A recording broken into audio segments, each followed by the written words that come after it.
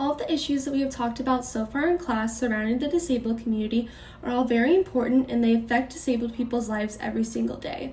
Able-bodied people sometimes are not even aware that these issues exist simply because they are not disabled themselves or they might not know anyone who faces a disability in their lives.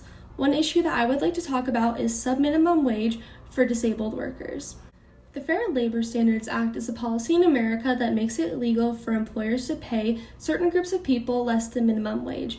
One of the groups included in this rule are disabled people, both physically disabled and mentally disabled. Because of this policy, many disabled people only make minimum wage for doing the same job as their able-bodied counterparts. This issue is very important and extremely unfair, and it also teaches society that it is okay to pay disabled people less than minimum wage. If employers can legally pay disabled workers a subminimum wage, it reinforces the stigma that disabled people are lesser than able-bodied people. Individuals with all types of disabilities can be affected by this issue. For example, Judy Human, the woman that we have been learning about in class so far, is a disabled woman who uses a wheelchair because she had polio. Under the Fair Labor Standards Act, her employer could legally pay her only $3.43 an hour just because she is disabled. With subminimum wage being so low, it is nearly impossible for disabled people to afford to live. This discrimination could also happen to people with learning disabilities such as Down syndrome and autism. If somebody is capable of performing their job with or without reasonable accommodations, then they deserve to be paid a full wage. The most obvious solution to this issue would be to get rid of the Fair Labor Standards Act and mandate that disabled people are paid minimum wage.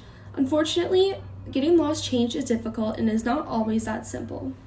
One solution that I would propose is to spread awareness and education on this issue.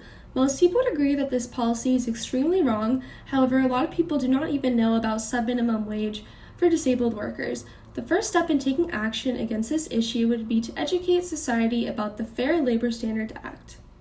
I would propose that people advocate for disabled rights and stand up to these unfair policies. If enough people start to make noise surrounding these issues, then we may be able to force the government to implement real changes and get rid of things like subminimum wages for disabled workers. Now that you know about this issue, I'd urge you to spread awareness and possibly even call, text, or email your government representatives demanding that disabled people earn a full wage for doing the same job as able-bodied people.